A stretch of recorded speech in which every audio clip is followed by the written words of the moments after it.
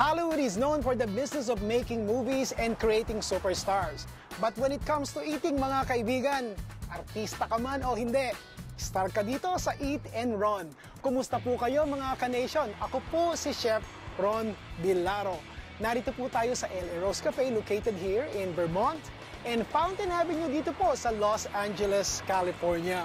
Meron po silang mga classic Pinoy dishes na seasonal and off menu. But one thing I can assure you mga kaibigan, LA Rose is as Pinoy as you will find it. And according to the food blogs na nabasa ko, their food is truly very flavorful and very comforting.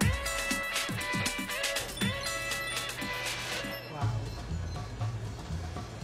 You know, you are in for some good old cooking. Kapag ka po pagpasok nyo sa restaurant, amoy na yung niluluto nila sa kusina. Lalo tayo mga Pilipino, pag amoy fried garlic, di ba mahilig tayo doon? Tignan natin ang kanilang menu.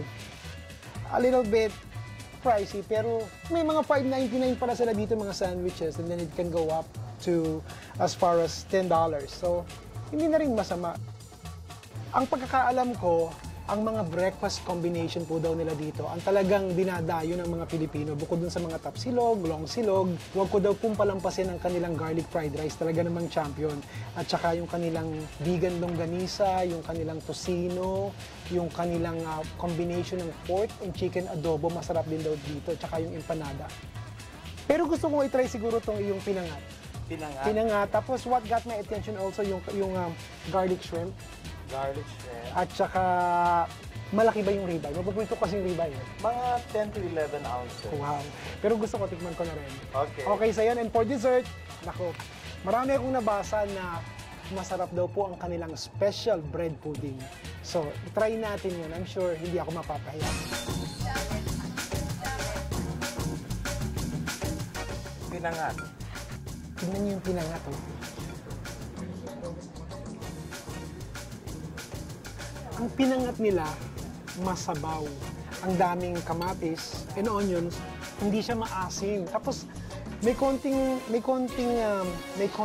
alat, pero okay na okay. It's very light. So kung gusto niyo po nagda-diet kayo at you just wanna eat very light, this can actually be a good course. Shrimp sauteed with mushrooms and garlic. Alam mo kung ano pa paano nila ginawa dito, which is really very good. You know, I mean, coming from me, butter and olive oil, isinutay nila yung shrimp. Tapos may mga mushrooms, may konting hint ng patis, at tapos may lemon juice. Simple, pero masarap.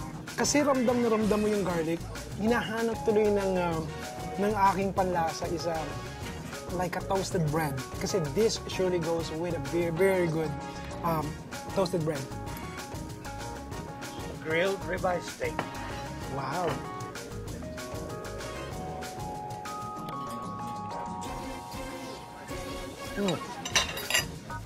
It is well seasoned. Kaya naman, pag po kayo gumagamit o nag-grill ng isang expensive cut of steak, katulad ng ribeye, hindi nyo naman talaga kinakailangan to put a lot of things to it.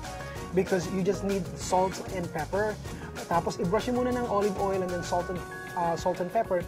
And then what you need is a very, very hot pan. And then depende po sa kapal ng steak nyo, sometimes pag medyo manipis, it only takes 2 minutes on both sides. And then you rest it for a little bit and you're good to go. Katulad nito.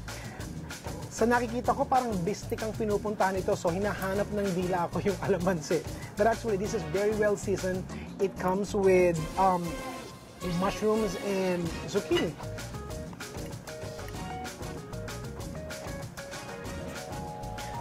Wow. Look at this. Thank you. You're Thank welcome.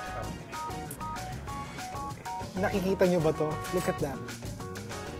Ang berries po is what I think by far the most beautiful garnishes na mailalagay nyo sa isang plato. And I like it when they serve the dessert on a big round plates like this kasi it really highlights the beauty of the dessert. Bread pudding. Gaano pa kasimple sa atin sa Pilipinas, di ba? Mga lumang pandesal lang ang ginagawang bread pudding. But I'm sure this one is different because sa kanilang menu nakalagay ang specialty of the house is bread pudding. I like it kasi medyo may crust ng konti yung sa gilid. Tapos pag ganun mo, nakikita mo talaga na ang lambot-lambot nung bread pudding mo.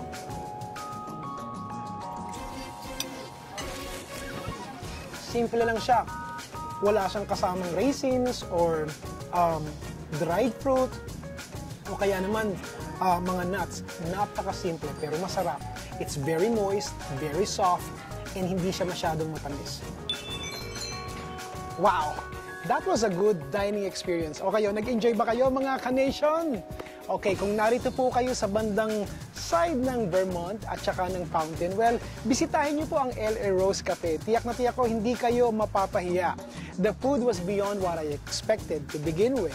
Tapos yung kanilang service, nako, panalo po. Eh tayo namang mga Pilipino, pagdating sa pag-asikaso ng mga bisita natin, champion tayo talaga dyan, di ba? The staff was friendly, and yung owner po was a good host. If you were to ask me, I'd come back here again because the place was just very cozy and very comforting. Kung gusto niyo po at meron kayong mga Pinoy restaurants na pwede nating ipagmalaki, mga kababayan natin na nagtatrabaho in the food industry, please send me or post me a detailed message sa akin pong bagong Chef Ron Vilaro Facebook page.